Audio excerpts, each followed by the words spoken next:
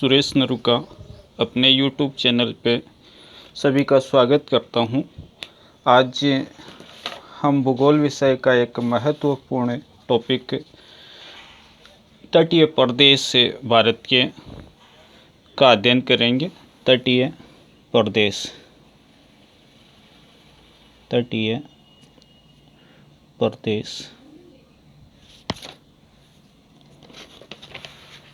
प्रदेश से जान लेते हैं कि तट क्या है। तो भारत के दक्षिणी भाग प्रायद्वीपीय स्थिति रखता है।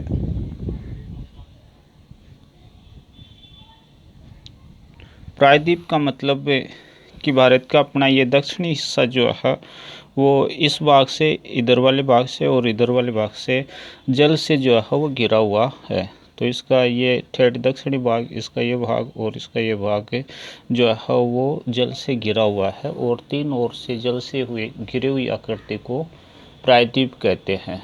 तो भारत का दक्षिणी हिस्सा जो है वो प्रायद्वीप स्थिति रखता है और इस प्रायद्वीप के ये वाला भाग भारत के पूर्वी नाके पर और ये वाला भाग पश्चिमी। तो इस समुद्र तटीय एरिया को, पश्चिमी भाग के समुद्र तटीय एरिया को पश्चिमी तट के नाम से जानते हैं और इसके पूर्वी भाग को हम पूर्वी तट के नाम से जानते हैं। तो इस प्रकार से भारत तटीय दृष्टि से भौतिक प्रदेश देखें तो भारत के तटीय प्रदेशों में अपने दो तटीय प्रदेश आ जाते हैं, एक पश्चिमी तट का क्षेत्र और दूसरा जो है वो पूर्वी तट का क्षेत्र। अब बात रही अपनी कि इन दोनों की विशेषताएं पढ़ेंगे तो यह समग्र अपना तटीय प्रदेश का अध्ययन हो जाएगा। तो हमें देखना होगा कि पश्चिम तट की क्या विशेषता है और पूर्वी तट की क्या विशेषता है। तो तुलनात्मक रूप से हम इसका अध्ययन करेंगे तो आसानी के साथ जो है वो हम इस विषय पर पकड़ बना पाएंगे। तो यहाँ मैं लिख लेता हूँ पश्चिमी तट और यहाँ लिख लेता हूँ पूर्वी तट। अब हम दोनों की विशेषताएं देखते जाएंगे तुलनात्मक रूप से, पश्चिमी तट की क्या विशेषता है और पूर्वी तट की क्या विशेषता है। जैसे इसकी चौड़ाई देखिए पश्चिमी तट की, तो यह 10 से 80 किलोमीटर की चौड़ाई में है। यह अपना पश्चिमी तट, यह चौड़ाई इसकी देखें, ये तो 10 से 80 किलोमीटर की ये चौड़ाई रखता है, जबकि अपना पूर्वी तट जो है वो औसतन 120 किलोमीटर की चौड़ाई रखता है। इसका मतलब कि अपने पश्चिमी तट के कंपेयर में पूर्वी तट जो है वो चौड़ाई अधिक रखता है। जहां अपना पश्चिमी तट 10 से 80 किलोमीटर की चौड़ाई रखता है, वहीं पूर्वी तट जो है वो औसतन 120 किलोमीटर की चौड़ाई रखता है। तो कंपेयर करें तो ये भाग संकड़ा और ये भाग जो है वो चौड़ा है। लंबाई की बात करें तो अपना पश्चिमी तट जो है वो 1400 किलोमीटर की लंबाई रखता है। इसके कंपेयर में अपना पूर्वी तट जो है वो 1000 किलोमीटर की लंबाई रखता है। इसका मतलब है कि अगर हम लंबाई के हिसाब से देखें तो अपना पश्चिमी तट जो है वो ज़्यादा लंबा है और पूर्वी तट की लंबाई जो है वो इसके कंपेयर में जो है वो कम है। इस कम का कारण अगर हम देखें तो इस रूप में तो हमें जो है वो ये लंबाई पूर्वी तट की ज़्यादा दिखाई देती है, लेकिन पूर्वी तट जो है वो किनारे से जो है वो कटा फटा डेल्टा एरिया रखता है, विखंडित है, बीच में से जो है इसमें विखंडन है, जबकि अपना पश्चिमी तट जो है वो सतत है। तो अपनी एक विशेषता ये भी हो जाती है कि अपना पश्चिमी तट सतत है, लगातार है, जिसमें कोई जो है वो खंडन नहीं है, जबकि अपना पूर्वी तट जो है वो असतत है, विखंडित है, बीच में जो है वो ये अपना जो है वो सतत है और ये खंडित है, असतत है। तो अपना एक भाग जो है वो सतत और दूसरा भाग जो है वो असतत। तो ये भाग जो है वो अपना सतत है कंटिन्यू है, और जबकि ये भाग जो है वो असतत है।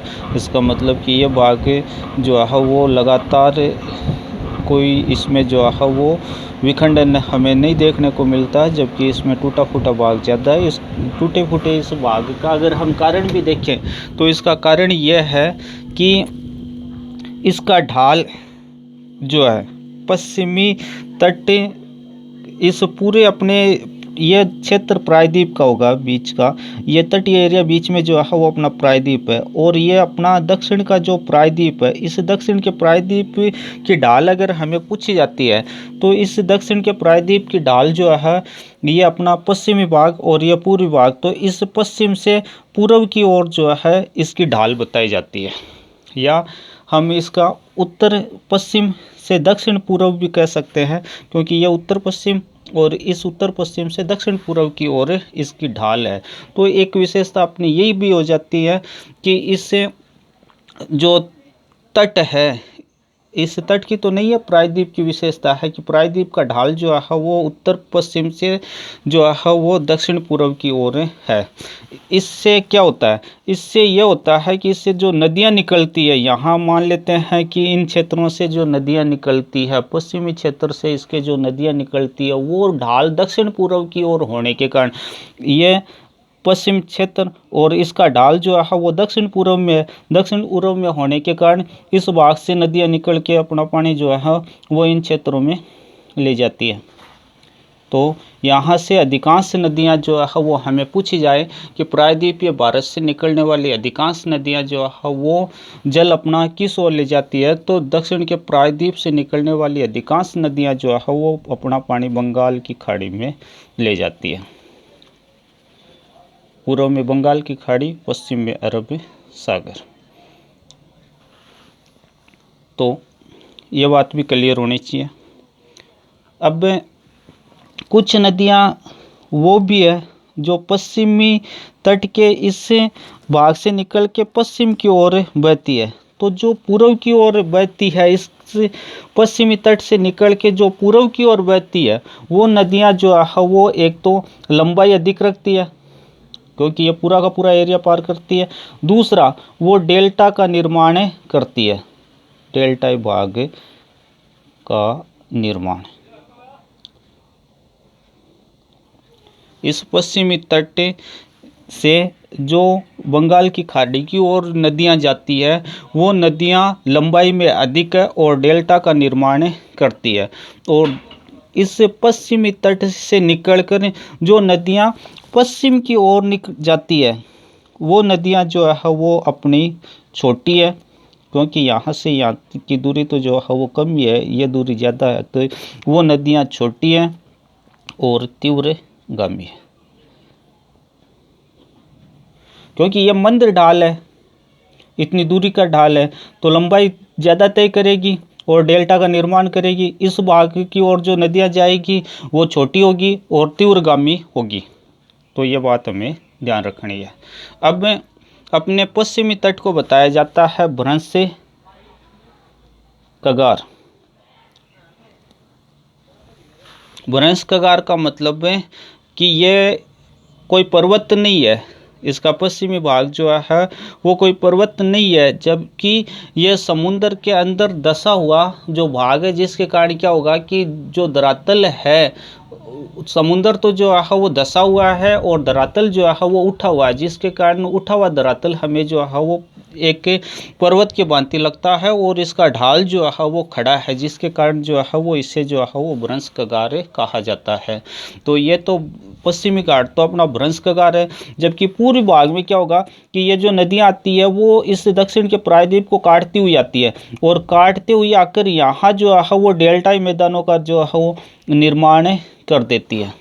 तो ये इधर जो नदियाँ जाएगी वो बनाती है ज्वार नद मुख। पश्चिम की ओर जाने वाली जो नदियाँ, अरब सागर में पानी ले जाने वाली जो नदियाँ हैं वो ज्वार नदमुख का निर्माण करती है। ज्वार नदमुख का मतलब ये होता है कि वो डेल्टा का निर्माण न करते हुए सीधा अपना पानी जो है वो समुद्र के अंदर डाल देती है, जबकि इस पूर्वी घाट की ओर जाने वाली जो बंगाल की खाड़ी में अपना पानी ले जाने वाली नदियाँ जो है वो ये ज्वार नदमुख का निर्माण करती है और ये डेल्टा का निर्माण करती है।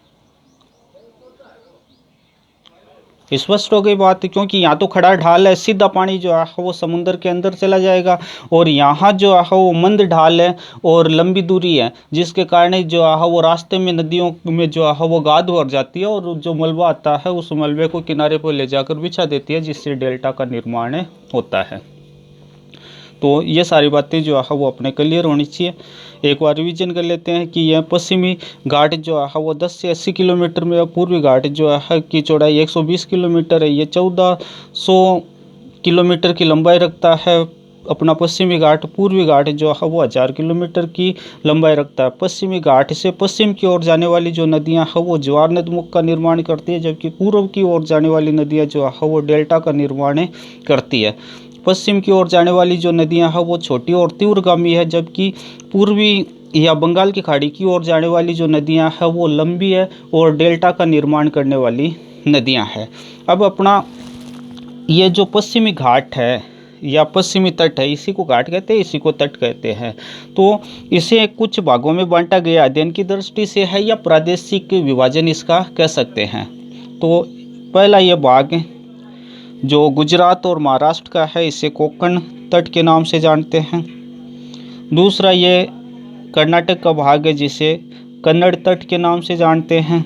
और तीसरा ये केरल का भाग है जिसे मालाबार के नाम से जानते हैं। तो इसका उत्तर से दक्षिण या दक्षिण से उत्तर का क्रम जो है वो हमें पता होना चाहिए। यह कोंकण तट, यह कन्नड़ तट और ये मालाबार तट। अब पूर्वी तट जो है इसका यह भाग जो है वो कोरोमंडल तट जो तमिलनाडु का भाग है। दूसरा आंध्रा का तट जो मुख्य रूप से आंध्रा का भाग है।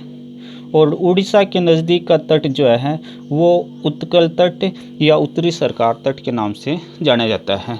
तो ये 6 प्रदेश जो है वो हमें क्लियर होने चाहिए कि कौन सा भाग कोंकण का है, कौन सा भाग कन्नड़ का है, कौन सा भाग मालाबार का है, कौन सा कोरोमंडल का है, कौन सा भाग आंध्रा के तट का है और कौन सा उत्कल तट है या उत्तरी सरकार तट है। ये एकदम हमें क्लियर होनी चाहिए।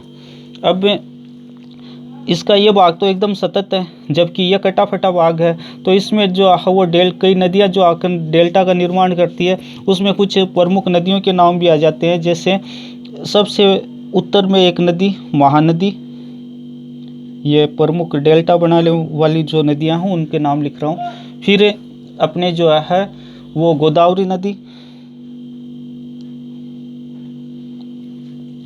फिर कृष्णा नदी और फिर कावेरी नदी।